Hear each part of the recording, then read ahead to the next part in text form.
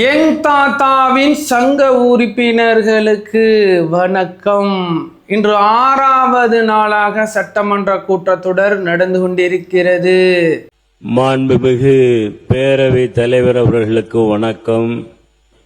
கடலூர் மாவட்டம் பரங்கிப்பேட்டையில் Hindustan oil exploration நிறுவனம் மேம்பாட்டு கிணறுகள் அமைப்பதனால் ஏற்படும் சுற்றுச்சூழல் தாக்கம் குறித்து அரசின் கவனத்தை ஈர்த்து அமர்கிறேன். அமைச்சர் நீங்க பேசுங்க. நேற்றைய தினம் நடந்த சட்டமன்ற கூட்டத்தொடர்ல நம்மளுடைய எம்எல்ஏக்கள் அமைச்சர்கள் எல்லாம் எகிரி மாறி எதிர்கட்சிகளை எகிர விட்டாங்க அப்படிங்கிறத பார்க்கிறோம். அதற்கு பிறகு தலைவர் விஜய் அவர்கள் சிரம் சார்ந்த வகையில மன்னிப்பு கேட்டதாக இருக்கட்டும், அதான் தலைவருடைய மாண்பு அப்படிங்கிறதா நம்ம பார்க்கிறோம். அதற்கு பிறகு விதியை 110 கீழே விவசாயிகளுக்கு வழங்கப்பட்ட அந்த கடன் தள்ளுபடியாக இருக்கட்டும், அதற்கு பிறகு டெம்பரவரியா வேலை பார்த்துக்கிட்டு இருக்கிற அந்த நர்சிங் பணியாளர்களுக்கு ஒரு 2500 பேருக்கு நாங்கள் பணி நிரந்தரம் கொடுக்க போகிறோம் சொன்ன கருத்துக்கள்லாம் மிக சிறப்பாக இருந்தது. அதற்கு பிறகு என்ன பார்க்க போறோம், கர்நாடகாவில் 3 தமிழர்கள் கொல்லப்பட்டிருக்கிறார்கள். அதற்கு எதிர்வினை என்ன, அது எதை நோக்கி நகர்கிறது, ஏன் கொல்லப்பட்டார்கள் அப்படிங்கிறத பார்க்க போறோம். அதற்கு பிறகு மிக முக்கியமா பார்க்க போறது என்னன்னு கேட்டா, திருமாவளவனுடைய பிறந்த நாள் மற்றும் தமிழ் தேசிய எழுச்சி விழான்னு ஒரு விழா ஒன்று கொண்டாட வச்சுக்கலாம். வேற லெவலா கொண்டாடிக்கிறாங்க. எவ்வளவு கூட்டம் எல்லாம் மீசில் இருக்கிற வகையில இருந்துச்சு. அதன் காரணமாக நடந்த பல சம்பவங்கள் ஒரு ஒழுங்கிடமாக நடந்தார்களா அவர்கள் அப்படிங்கிறதெல்லாம் பல விமர்சனங்கள் உள்ள இருக்கு. அது என்னென்ன அப்படிங்கிறத டீட்டெயிலாக பார்க்க வர வாங்க வீடியோக்குள்ள போகலாம். நான் உங்கள் யங் தாத்தா.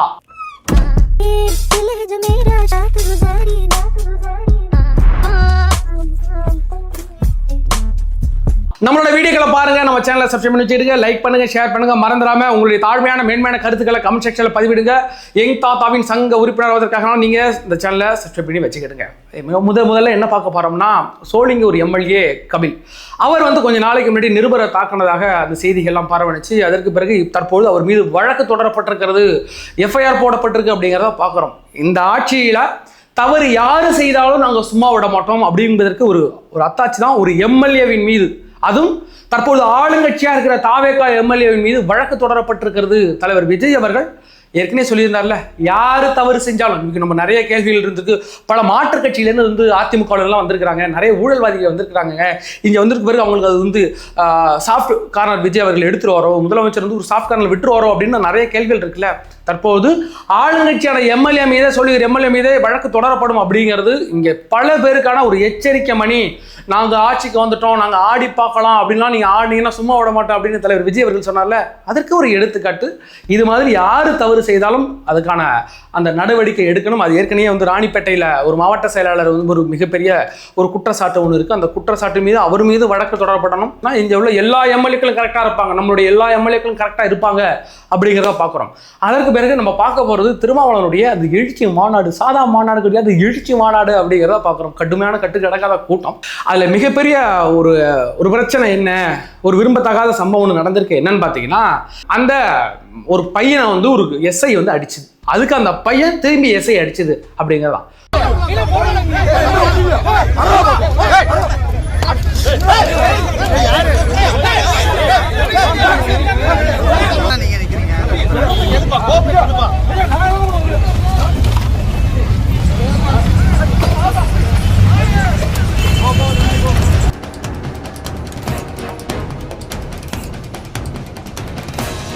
அங்க ஒரு பேனர் வச்சிருக்காங்க, விசிகே ஒரு பேனர் வச்சிருக்காங்க. அதெல்லாம் ரோட மறைச்சு வச்சிருக்காங்க. ஏற்கனவே இந்த பேனர் கலாச்சாரத்தை ஒழிச்சு தொலைன்னு சொல்லிட்டு இருக்காங்க. அது இந்த விசிகே மாநாடுலாம் பாத்தீங்கன்னா இந்த பெரிய இது மாதிரி போயிட்டு இருக்காங்க. எல்லா பஸ்லையும் ஏறி ஆட்டம் போட்டுக்கிட்டு கிங்குன்னு ஆட்டம் போட்டுக்கிட்டு தலையில துண்டை கட்டிக்கிட்டு இதே மாதிரி நான் சொல்றேன்.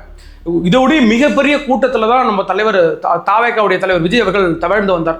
பல அசம்பாவிதங்கள்லாம் எல்லாம் பைக்கில் ஏறி தலைவரை பார்க்க ஆசைப்படுவாங்கள, எந்த விதத்துலையும் பஸ்ஸை மறைச்சிக்கிட்டு பஸ்ஸில் நின்று ஆட்டம் போட்டுக்கிட்டு கவர்மெண்ட்டை பஸ்ஸை மறைச்சிக்கிட்டு அநாகரிகமாக பண்ணிக்கிட்டுலாம் யாரும் பண்ணினது கிடையாது. அந்த அளவுக்கு மெச்சூரிட்டியான பிள்ளைங்க தான் நம்ம பிள்ளைங்க. ஆனால் விசிகேவுடைய ஒரு மாநாடு இல்லைன்னா விசிகே சம்பந்தமான ஏதாவது ஒரு குரு பூஜைன்னா அவங்க அட்ராசிட்டி தாங்க முடியலை, ரொம்ப அநாகரிகமாக இருக்கு. அந்த சமயத்தை தான் அங்கே பேனர் வச்சிருக்கிறாங்க. பேனர் வச்ச அந்த இடத்துல போலீஸ் சொல்லியிருக்காங்க, இங்கெல்லாம் பேனர்லாம் அங்கே வைக்காதீங்க, இதெல்லாம் போக்குவரத்து இடையூறாக இருக்குது அப்படின்ட்டு எல்லாம் கைட்டு போட்டாங்க.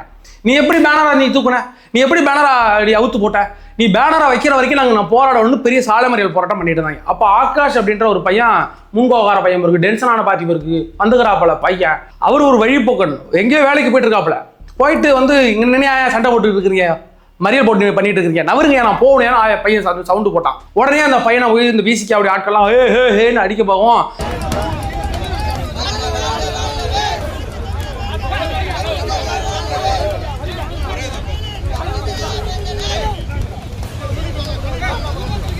அப்போ போலீஸ் வந்து என்ன பிரச்சனை அப்படின்ட்டு தள்ளும் போது அந்த பையன் டென்ஷன் ஆகிட்டாப்ல.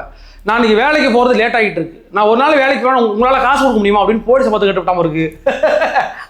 அவங்க பாக்கெட்டோட எடுத்து அவங்க வகையில் வச்சுக்குவாங்க, அவங்க அவனுக்கு காசு கொடுக்க வராங்க. அந்த பையன் கேட்கவும் கொஞ்சம் ஆறு எகிறவும் பொசுக்குன்னு ஒரு போலீஸ் கையை வச்சுட்டாப்ல. இவன் டென்ஷனான பற்றி பொசுக்குன்னு போலீஸ் பிடிச்சி அரைஞ்சுட்டான். இதில் யார் பக்கம் தவறு யார் பக்கம் நியாயம் அப்படின்னு உங்களுடைய கருத்து என்னன்னு சொல்லுங்களேன்.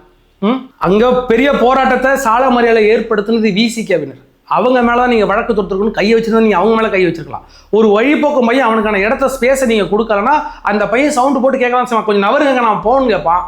அதுக்கு காவல்துறையினர் அந்த பையனை அடிச்சது ரொம்ப தப்பு. ஏன்னு கேட்டீங்கன்னா, இப்ப நான் போயிட்டு இருக்கேன் ரோட்ல 10 பேர் மட்டும் வச்சு நீ என்ன அடிச்சுட்டா எனக்கு எப்படி இருக்கும்? எனக்கும் ஒரு சுயமரியாதை இருக்குல்ல. 10 பேர் மட்டும் வச்சு என்ன பொசுக்குன்னு அரைஞ்சு விட்டா, அப்ப அதே பையன் திருப்பி போலீஸ் மேல கையை வச்சான். அந்த பையன் வந்து போலீஸ் மேல கையை வச்சு தப்புனா, இந்த போலீஸ் அந்த பையன் மேல கை வச்சு தப்பு தானே. இந்த காவல்துறையினருக்கு என்னதான் ஆச்சு, அவங்களுக்கு எங்கதான் பிரச்சனை இருக்குன்னு தெரியல. பொசுக்குன்னு வந்தோடனே வாடாங்க அப்படின்னு ஒரு நாள் அறைய விடுறது, அது என்ன மாதிரியான தாட்? அதுக்கு அந்த பையன் அடிச்சுட்டான்.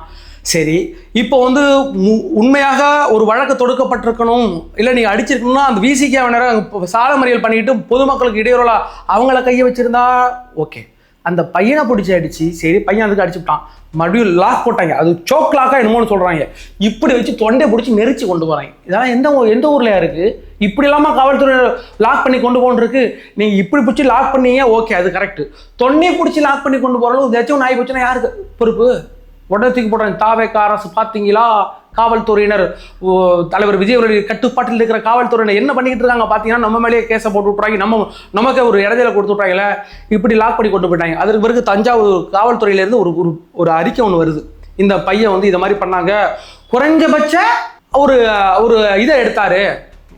இது வந்து அந்த அடிச்சதே குறைஞ்சபட்ச ஒரு கையாண்டு தான் அந்த பையனை வந்து தடுத்து நிறுத்தினார். குறைஞ்சபட்ச கையாண்டு நீங்க பண்ணீங்கன்னா அதே தானே குறைஞ்சபட்சமா அவனுங்க லைட்டா தட்டி விட்டான். இதுல என்ன தப்பு இருக்கு?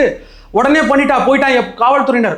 இவர் வந்து 2023 வந்து அங்க ஒரு பிரச்சனை பண்ணிவிட்டாங்க, ஒரு பொண்ணையே பிடிச்சி அடிச்சு விட்டாருங்க. அதுக்கு அந்த பொண்ணு வந்து கம்ப்ளைண்ட் பண்ணியிருக்குங்க.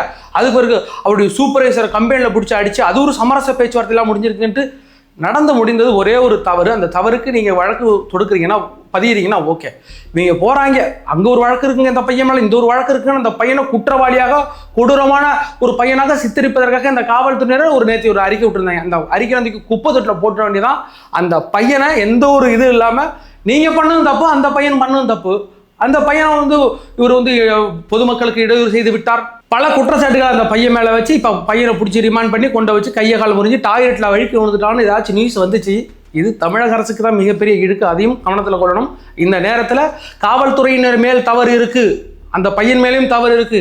ஒருவேளை காவல்துறையினர் மேலே தவறு இல்லைன்னா அந்த பையன் மேலேயும் தவறு இல்லை, அடிச்சதில்ல தப்பே இல்லை அப்படின்ட்டு போக வேண்டியதான். ஏன்டா பொசுக்குன்னு ஒரு மனுஷனை வந்து காவல்துறை ஒரு காவல்துறை அப்படின்ற எனக்கு ஒரு பொறுப்பு இருக்குன்னா யாரெல்லாம் நீங்கள் அடிச்சிருவீங்களா?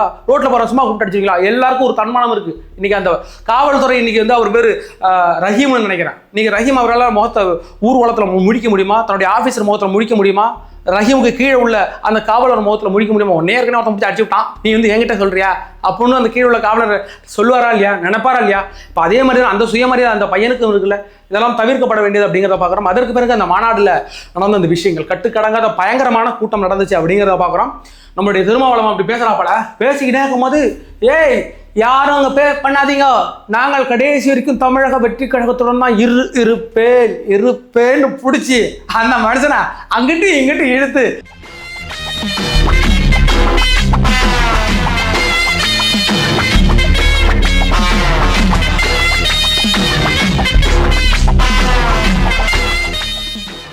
இப்படி ஒரு பொதுக்கூட்டத்தை பார்த்ததே கிடையாது. ஏன் கேட்டால் பெரிய மாநாடு அப்படின்னா ஒரு பெரிய மேடை ஒன்று இருக்குது. மேடையெல்லாம் உட்காந்து தலைவர் பேசுவார், கீழெல்லாம் கூட்டங்கள் இருக்கும். நம்மளுடைய மேடைகளே பார்த்துருப்போம். நம்மளுடைய மேடைகள்லாம் எந்த ஒரு தொண்டர்களுமே தாவேக்காவுடைய ஒரு பேரணிலையோ இல்லைன்னா ஒரு பொதுக்கூட்டத்திலையோ இல்லைன்னா ஒரு மாநாட்டிலையோ தொண்டர்கள் மேலே ஏற மாட்டாங்க. இவங்க அப்பெல்லாம் கிடையாது, திருமாவளவனே தேடி கண்டுபிடிக்க வேண்டியா.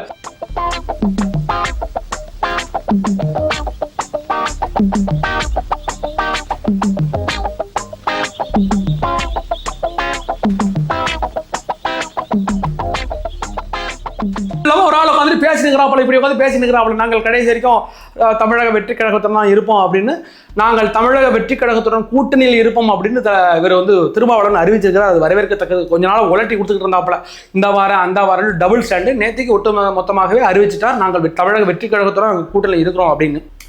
அதே மாதிரி அதில் சில நிறைய விமர்சனத்துக்கு உள்ளான பொருள் வந்து, ஒரு தீப்பந்தத்தை பிடிக்கிறாப்புல, மேலே ஏறி பிடிக்கும் போது பக்கத்தில் வன்னியரசு இன்னொரு அளவு ஏறி பிடிக்கும் போது கையை தட்டி விட்டால, தீப்பந்தம் எடுத்து தீண்டாமை கொளுத்து, அதை நான் மட்டும் தான் கொடுத்தேன், நீங்க ஏன்டா கையை பிடிக்கிறீங்க அப்படின்ட்டு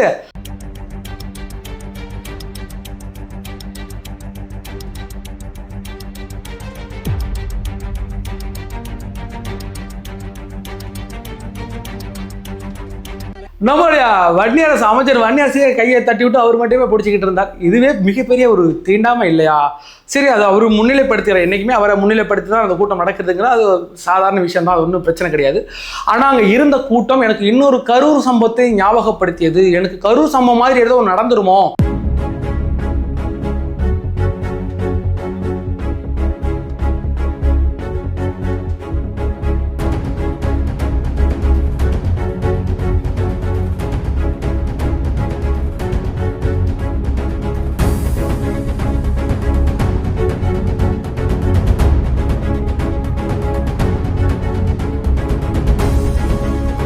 அப்படிங்கிற மாதிரி தான் பயத்தில் இருந்துச்சு. ஏன்னு கேட்டிங்கன்னா, இப்போ வந்து நம்மளுடைய தாவேக்கா கூட்டங்கள்லையும் நம்மளுடைய தாவேக்கா மாநாட்டிலையும் இதே மாதிரி சம்பவங்கள் நடந்துச்சு பார்த்தோம். படு பயங்கரமான கூட்டம் இருக்கும் அப்படிங்கிறது நமக்கு தெரியும். ஆனால் அதில் ஏதோ ஒரு ஒழுங்கு இருக்கிறதா, ஏன்னா மாநாடுகளில் நான் சொல்கிறது, நம்ம மதுரையில் நடந்த மாநாடோ இல்லை விக்கிரவாண்டியில் நடந்த மாநாட்டோ ஒரு ஒழுங்கு இருந்துச்சு அப்படிங்கிறத பார்க்குறோம். இதில் எந்த ஒரு ஒழுங்கும் இல்லாமல் இருக்குது. நம்ம தலைவர் விஜய் அவர்கள் எங்கேயாச்சும் பரப்புரை போகும்போது இந்த வாகனத்தை கூடி வருவாங்கல்ல, அதுல இல்லாமல் எந்த ஒழுங்கும் இருக்கிற மாதிரிலாம் எனக்கு தெரியல. அதெல்லாம் கண்டமேனிக்கு ஏறி மேய்ஞ்சிக்கிட்டு இருப்பாங்க நம்ம பசங்க. ஆனால் இது பெரிய மாநாடு, பெரிய திடலில் நடக்கும் போதும் ஒரு ஒழுங்கினமாக இருந்ததோ. திருமாவளவன் அவர்கள் தமிழ்நாட்டில் நடந்த மிக துயரமான சம்பவம் கரூர் சம்பவத்திலிருந்து இன்னும் பாடம் கற்றுக்கொள்ளவில்லையோ அப்படின்னு தான் தோணுச்சு. ஏன்டா தலைவர் விஜய் அவர்கள் அந்த கரூர் சம்பவத்துக்கு பிறகு ஒரு 5000 பேர் மட்டும்தான் வரணும், எல்லாருக்கும் QR கோடு, எந்த ஒரு பிரச்சனையும் இருக்கக்கூடாது அப்படின்னு தலைவர் விஜய் அவர்கள் முடிவெடுத்து, அதுக்கு பிறகு தற்பொழுது ஆட்சிக்கு வந்ததுக்கு பிறகு கரூர் நடந்த கூட்டமாக இருக்கட்டும், அதற்கு பிறகு திருச்சி கிழக்கில் நன்றி சொல்வதற்கான கூட்டமாக இருக்கட்டும், 5000 பேருக்கு மேலே யார் வரக்கூடாது, கூட்டமே கூடக்கூடாது அப்படின்னு அதுலேருந்து ஒரு பாடம் கற்றுக்கொண்டது தாவேகா. தலைவர் விஜய் அவர்கள் பாடம் கற்றுக்கொண்டார். ஒட்டுமொத்த இந்தியாவில் உள்ள அரசியல் கட்சிகளும் பாடம் கற்றுக்கொண்டது. திருமாவளவனுக்கு ஏன் இந்த இன்னும் பாடம் அது இன்னும் குறைக்கலையா? எதுக்கு இவ்வளவு கூட்டத்தை கூட்டணும்? இவ்வளவு கூட்டத்தை கூட்டினா கொஞ்ச நாள் ஒழுங்குமுறைப்படுத்தி வச்சிருக்கணும் அப்படிங்கிறது தெரியல. ஏன்னா அதுக்கேற்ற காவலர்களை நீங்கள் வந்து கேட்டுக்கலாமே. தற்போது நீங்கள் வந்து ஆளுங்கட்சியோட ஒரு கூட்டணியில் இருக்கிறீங்க அப்படின்னா தலைவர் விஜய் அவர்கிட்ட, இல்லைங்க இவ்வளோ பேர் வருவாங்க, எனக்கு தெரிஞ்சு ஒரு 5 லட்சத்துலேருந்து 8 லட்சம் பேர் கூடியிருப்பாங்க, இவ்வளோ பேர் வருவாங்க, எனக்கு இவ்வளோ பாதுகாப்பு வேணும் அப்படின்னு சொல்லிக்கலாம். இல்லை தனிப்பட்ட முறையில் பெரிய பாதுகாப்பு படைகளை நீங்கள் வந்து நியமிச்சிருக்கலாம். அதெல்லாம் விட்டுட்டு துண்டை போட்டு இழுக்கிறாங்க, பிடிச்சி இழுக்கிறாங்க, இந்த ஆள் புளிச்சுன்னு சப்புன்னு அரைகிறாப்பல முதல நாள் குத்துறாங்க. ஒரு கேமராமேனு தட்டி விட்டாங்க, கேமரானு கீழே உழுவுற சமயத்தில் ஒரு ஆள் அடிச்சுக்கிட்டு தான் கீழே விழுறாப்பல. அவ்வளோ கொடூரமாக நினச்சி இந்த தொண்டர்கள் எல்லாம் இவ்வளவு பேர் கூடுனாங்க அப்படிங்கிறது ஒரு ஆச்சரியமான விஷயம் அப்படின்னு பார்க்குறோங்களே. அது வந்து ஆர்டிஃபிஷியலாக கூட்டியிருப்பாங்களா, காசு கொடுத்து கூட்டிகிட்டு வந்திருப்பாங்களாங்கிற மாதிரிலாம் எனக்கு தெரியல. காசு கொடுத்து கூட்டம் மாதிரி எனக்கு ஒன்றும் தெரியலன்னு வச்சுங்களேன். அந்த அளவுக்கு இதை திமுகனா தெரிஞ்சிருக்கும், அதிமுக தெரிஞ்சு கண்டிப்பாக காசு கொடுத்துருப்பாங்க அப்படிங்கிறது. ஆனால் இந்த கூட்டம் அப்படிங்கிறது ஒரு ஆச்சரியமான ஒரு கூட்டம் தான், அதில் வந்து எந்த ஒரு மாற்று கருத்தும் கிடையாது. அப்படின்னாலும் இந்த கூட்டங்களுக்கு செலவான தொகைகள் எப்படியும் குறைந்தபட்சம் ஒரு 5 கோடியிலேருந்து 8 கோடி ரூபாய் வரைக்கும் அதுக்கு செலவாயிருக்கும் அப்படின்னு தெரியும். அந்த 5 கோடியிலேருந்து 8 கோடி அவருக்கு எங்கேருந்து அந்த நிதி கிடைக்கப்பட்டது அப்படிங்கிறதுலாம் சில ரூமர்ஸ் எல்லாம் பரவிட்டு இருக்கு. ரூமர்ஸ் அது உண்மையா பொய்யா அப்படிங்கிறதுல அமைச்சர் வன்னியரசு ஒரு தொகையை கொடுத்திருக்கிறார். அந்த தொகை வன்னியரசு மூலமாக வந்திருக்கிறது அப்படின்னா வன்னியரசுக்கு அந்த தொகை அவ்வளோ பெரிய தொகை எங்கேருந்து வந்துச்சு, ஒருவேளை மந்திரி பதவியை பயன்படுத்தி அந்த அமௌண்ட் எங்கும் பெறப்பட்டதா அப்படிங்கிறது இன்னும் கொஞ்ச காலங்களில் இன்னொரு 2 or 3 டேஸில் அது வெளிவரும். அப்படி வெளிவந்தால் கண்டிப்பாக சொல்கிறேன்.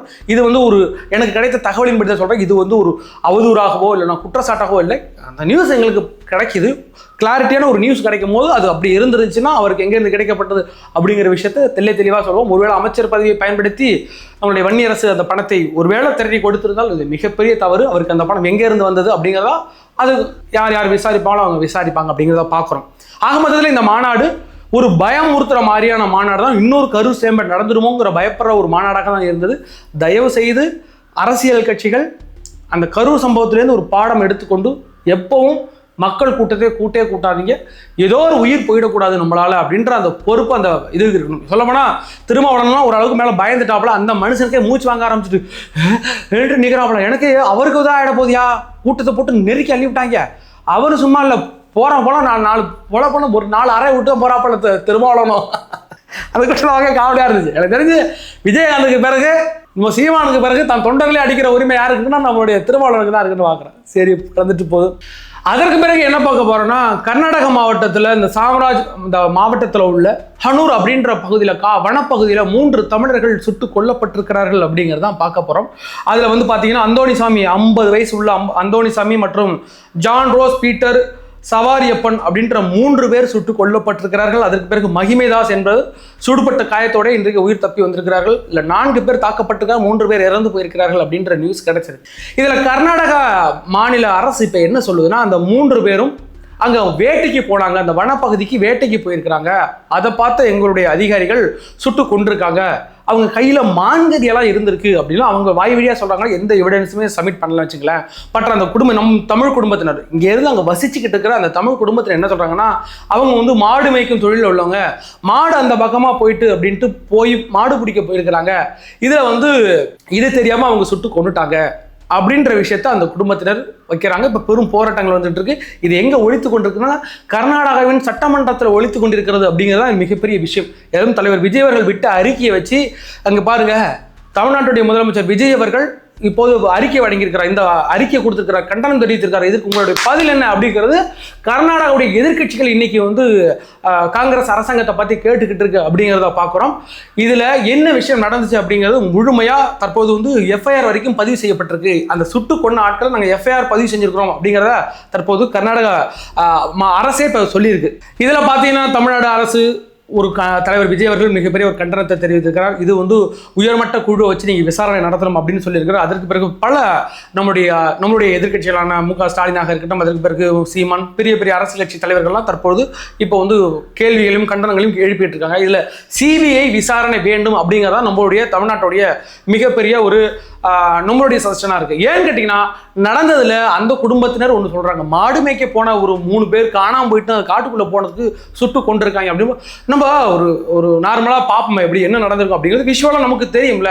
இப்போ போகிறாங்க அங்கே கர்நாடகா அந்த வனத்துறை அதிகாரிகள் பார்த்தோன்னே உடனே போய் சுட்டலாம் கொள்ள மாட்டேன், அவனை பிடிச்சி நீ யார், எந்த ஊர் தெரியும், இவன் தமிழாள்னா சுட்டு கொள்ளலாம். ஏன்னா கடந்த பல ஆண்டுகளாக எவ்வளவு பேர் அங்கே சுட்டு கொல்லப்பட்டிருக்கிறார்கள் வனத்துறையில் கர்நாடக மாநிலத்தில் அப்படிங்கிறது தெரியும். இவங்களுக்கு இன்னைக்கு நேற்று இந்த கடுப்பு கிடையாது. எதுக்கு வந்து கர்நாடக வனத்துறையினர் குறி வச்சு தமிழர்களை கொண்டுகிட்டு இருக்காங்க அப்படிங்கிறத பார்க்க வரான். ஏன்னு கேட்டினா, இவங்க வீரப்பம் கொடுத்துட்டு போன அடி அப்படிப்பட்ட அடி. கர்நாடகா வனத்துறையில் எவ்வளோ பேர் நம்ம வீரப்பன் காலி பண்ணாப்புல சுட்டு கொண்டாப்புல அந்த வனத்துறை அதிகாரிகளை அந்த கோவம் அவங்களுக்கு இன்னும் தனியல. எங்காவது வனத்துறையில் ஒரு தமிழனை பார்த்தா மரம் வெட்ட போனா, அதை கொல்ல போனா, இதை கொல்ல போனா அப்படின்ட்டு சுட்டு கொண்டுட்டு இருப்பாங்க. எனக்கு தெரிஞ்சு இவர்கள் மாடு மேய்க்க போயிருப்பாங்களா அப்படிங்கிறதா எனக்கு சத்தியமா தெரியல. ஒருவேளை இவங்க வந்து வேட்டையாட கூட போயிருக்கலாங்களேன். ஆனால் பிடிச்சது பிறகு அவங்களை கொண்டு நீங்கள் ஜெயிலில் போட்டிருந்தா ஓகே. ஆனால் சுட்டு கொள்றது அப்படிங்கிறது இது எந்த சட்டத்தின் கீழே வருது? அவங்க என்ன சொல்றாங்கன்னா, அவங்க ஏற்கனவே கையில் துப்பாக்கி இருந்துச்சுங்க, கத்தி வச்சிருந்தாங்க, எங்களை வெட்ட வந்தாங்க, தற்பாதுகாப்புக்காக நாங்கள் கொண்டுட்டாங்க அப்படின்னு சொல்றாங்க. அப்படியே இருந்தால் காலுக்கு கீழே கொள்றது, இன்னைக்கு காலுக்கு கீழே சுடுறது அப்படிங்கிறது இந்திய சட்டங்களால் ஏற்றுக்கொள்ளப்பட்ட ஒரு அளவுக்கு கண்ட்ரோலுக்கு மீறி போனால் காலுக்கு கீழே சுடுங்க அப்படின்னு தான் இப்போ சொல்றாங்க. நேரடியாக இப்படி சுட்டு கொல்லப்பட்டிருக்கு அப்படிங்கிறது சாதாரண விஷயம் கிடையாது. அந்த மாநில அரசே தற்போது எஃப்ஐஆர் போட்டிருக்கு, அவங்க மேலே எஃப்ஐஆர் போட்டு பதிவு பண்ணி கொலை வழக்காக தான் பதிவு செய்யப்பட்டிருக்கு அப்படிங்கிறத பார்க்குறோம். இதற்கு பிறகு இந்த வழக்கு எதை நோக்கி போகிறது அப்படிங்கிறது அதுக்கு பிறகுதான் தெரியும். உண்மை என்ன நடந்துச்சு அப்படிங்கிறது கண்டிப்பாக கர்நாடக அரசு கண்டிப்பாக சொல்லாது. இது சிபிஐக்கு போனால் மட்டும்தான் விசாரிச்சு சொல்லுவாங்க. நம்ம வந்து கர்நாடக அரசே நாங்கள் விசாரிக்கிறாங்க அப்படிலாம் சொன்னாலும் விசாரிச்சு ஆமாங்க எங்கள் ஆட்கள் தப்பாக கொண்டுட்டாங்க அப்படின்னு ஒரு மாநில அரசு சொல்லுமா? அப்படி சொன்னிச்சுன்னா மிகப்பெரிய பிரச்சனைகள் 2 இடங்களையும் உருவாகும் அப்படிங்கிறதுனால அவங்க மறைச்சுறாங்க. கண்டிப்பாக இதுக்கு சிபிஐ விசாரித்து உண்மை என்ன நடந்துச்சு அப்படிங்கிறத சொல்லணும். இவர்கள் உண்மையாகவே ஒரு வேட்டையாட போயிருந்தாலும் அவங்களை கைது செய்து சிறையில் அடைக்கிறது மட்டும்தான் நியாயமானது. இந்திய அரசியலமைப்பு சட்டத்துக்கு கீழே உள்ள ஒரு குறைஞ்சபட்ச செயல் அப்படிங்கிறத பார்க்குறோம். அதை மீறி ஒருவரை சுட்டு கொள்றது அப்படிங்கிறது அன்எக்ஸ்பெக்டட். இதற்கு கண்டிப்பாக சிபிஐ வேணும் அப்படிங்கிறது நம்மளுடைய கருத்தாக இருக்கு. அதற்கு பிறகு நேற்றைய தினம் நடந்த அந்த சட்டமன்ற கூட்டத்தொடரில் நடந்த அந்த விவாதங்கள்லாம் வேற லெவல் விவாதங்களாக இருந்துச்சு அப்படிங்கிறத பார்க்குறோம். உண்மையிலேயே அது சட்டமன்றமா இல்லை ஓல்டேஜ் காலேஜ் எதுவும் நடத்துறாங்களா அப்படிங்கிறது தெரியல.